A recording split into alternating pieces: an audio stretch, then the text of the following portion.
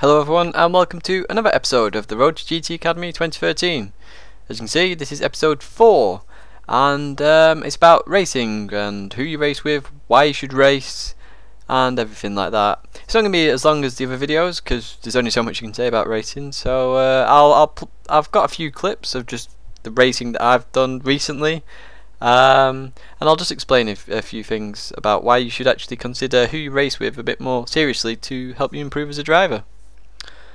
As you already know, I race with Ronin for many reasons really. The first is that they're very consistent racers. Now I mentioned consistency in the last video and how that improves you as a driver, but if everybody is consistent who you race with, you might be a faster driver, but if everyone else is really consistent, then you've got more pressure on yourself to actually keep that speed up, but also, you know, stay in that position.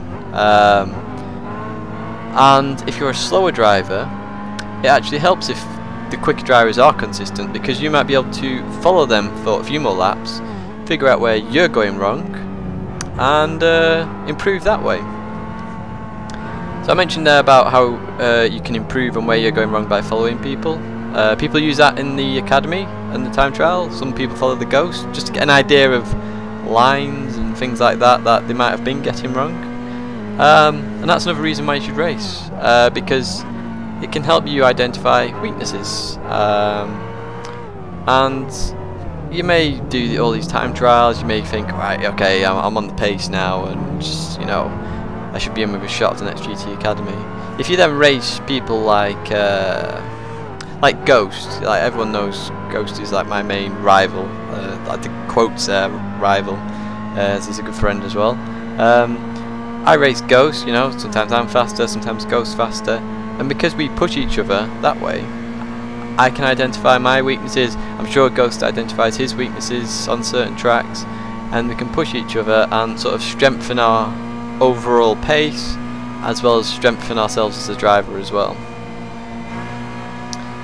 It also gives you, as I mentioned with Ghost, it gives you a greater understanding of pace. Now, in this race in particular, you can see we're all really close together, and there's a wide variety of skill levels.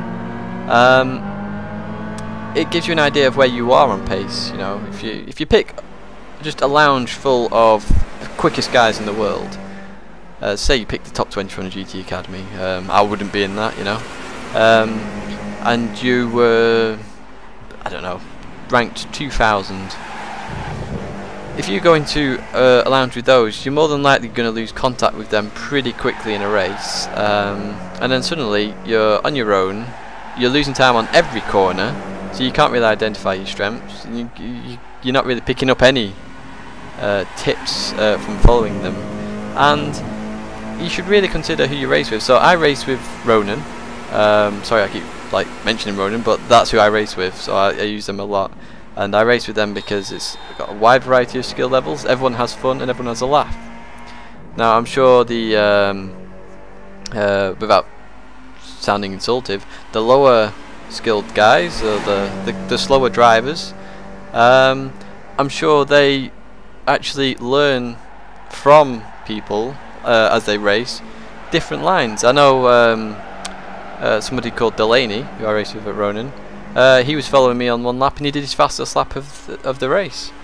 So in that sense, he's picked up, you know, some lines, some new, like he's seen me brake at a certain point, heel broke there, and he's picked up a bit more speed just from following me. And if you're a slower guy, build up your pace. So if you join a website, you know, there's many out there. I'll pick on Ronin again here. They've got a wide variety of skills. You can build yourself up. You start at the back of the grid, you can end up pushing yourself all the way forward. And make sure who you pick to race with also. They make sure they also give you tips as well. Like, I give anybody at Ronin tips. I'd happily do it.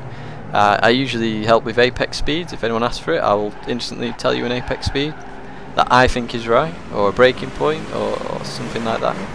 I'll also tell you racing lines and things. So, you know, make sure you pick who you race with wisely. I mentioned there that I give tips, and I'm sure everyone at Ronin gives tips as well, you know, setups and things like that. But they also everyone also respects each other at Ronin, which is why we give tips out. So if you're gonna join constant public lobbies, you're not really going to get any respect while racing. So you could be doing good laps, then somebody could be driving the wrong way or spinning in front of you just wildly, and you know, not giving you any room on the track. So you might be doing clean overtakes, but they're just smashing into you anyway. And consider that as well. So try and find somewhere to race, just so you can have those clean races and good races, and gives you the chance to improve as a driver. Finally, as well, with racing, what else does it give you? Basically, because you're doing overtaking and defending, it gives you a chance to try new lines without really thinking about it. So obviously, if you're overtaking or braking, you're going to have to go into a new line when racing. So like here, I've gone a bit deeper, overtaking just and go. So that's a new line. I'm going to have to brake slightly different, I'm going to have to accelerate slightly different, I'm going to have to turn slightly different. And because of that, it might work. I may suddenly find a new way to turn the car, or a new way to accelerate out the corner, or a new braking technique that I could use, and therefore help me improve my lap time, perhaps on this track, but on other tracks. Because I could then go, I did that at this point and this time and this race. Let's try that on this qualifying lap, just to see if it works. If it works, there you go. You know, you've just improved your time. If it doesn't, you know, fair enough. You've tried something new. You've overtaken somebody, or you might not have done. You've still tried something, and you've learnt from that. Remember, racing really in the end is all about learning. You know, you're constantly learning new things. You can never really be the best driver, because there's always going to be something somewhere that somebody knows that you don't know, and then you've got to learn that really. That's basically it with racing, and why you should make sure you pick who you race with and things like that.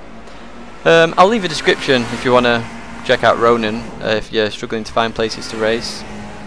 Oh, one other thing to mention is times. Make sure you pick a place to race where the times match yourself really. You know, there's no point joining a website that have good races, clean races, a wide variety of races, and they all race when it's 3 AM your time, because you want to race, you know, maybe in the evening after work or something like that. So yeah, I'll leave the in the description a link to Ronin if you want to race there, or check out GT Planet as well. There's loads of races that go on there and things like that. As you've been watching, there's been a few clips of really close racing. As you saw earlier, there was 4 cars racing around this track. They're still there, pretty close. That's me, Hake from Ronin, Just and Go from Ronin, and GTHQ Dan from GTHQ. Obviously good racing. There was a clip previous with me and Ghost as well. Very close racing. As you know, me and Ghost we sort of fight for hundredths, not tenths, or hundredths and thousandths. So I hope you've enjoyed this video. I hope you may consider more about who you race with, and I'll see you guys with the next episode. Thank you very much for watching.